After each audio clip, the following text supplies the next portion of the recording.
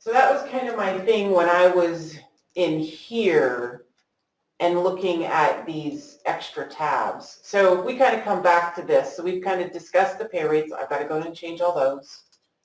You discussed variable earnings, add-ons. I've got to change those. I've got to change my deductions and liabilities. So what's the situation with craft class template? Now, this is primarily used for Davis-Bacon prevailing wage type stuff.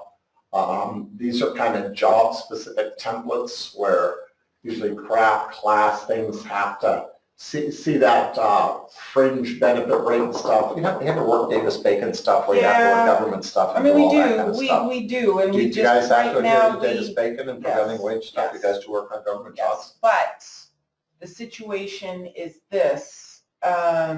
Usually union people adhere to all the minimum rate Only and at benefit the package journeyman, stuff as a general rule. only at the journeyman level and above. Typically apprentices, depending on, so if it's an apprentice, so if you're talking like City of Seattle, King County, typically an apprentice won't make enough money, so we have to manually change to meet that prevailing wage rate. It's a lot of what we deal with that is work orders, so there's a high turnover, so we kind of just, as we're going through time card entry, kind of looking at it at time card by time card. I don't think it would be, I don't know, I mean, maybe this is something we could look at doing, because it would become more involved with the apprentices. But if a local 32, so if a King County apprentice went down into southern Washington, their prevailing wage rate is so low that our apprentices make more money. Yeah. So there's a lot of factors to it. Yeah. That So what happens know. is the wage determinations that determine that are based upon, the cost And of then the living thing is, in all we'd have these to go areas, geographic we'd have to areas. go and we'd have to update this anytime there was an update. I don't know if that would be very Basically in Vista, you've got to put in all the prevailing wage pieces to rules. it. Yeah. And then you got to say, okay, what are the certified fringes? And those are usually off of the union contract. Fringe package. That's a rate per hour.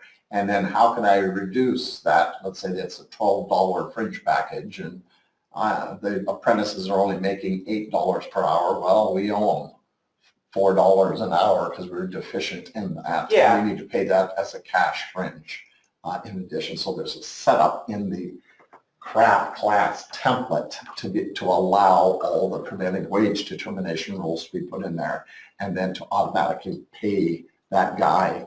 We have earnings code 99 set up over there called cash fringe, and that cash fringe is what you're going to put into the setup of the Davis-Bacon prevailing wage that would pay him if he was deficient on that wage determination by X dollars per hour.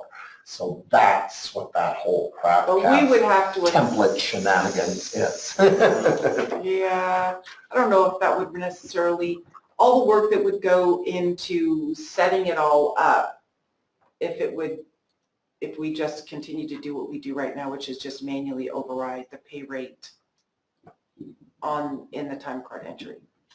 In Maxwell, there's a Davis-Bacon setting at the project level, and then, you can click it on and have it notify you if it's a Davis-Bacon project.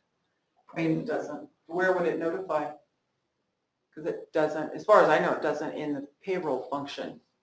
if you choose the Davis-Bacon function at the job level, I think you can create notifiers then that would tell you that that job is subject to Davis-Bacon.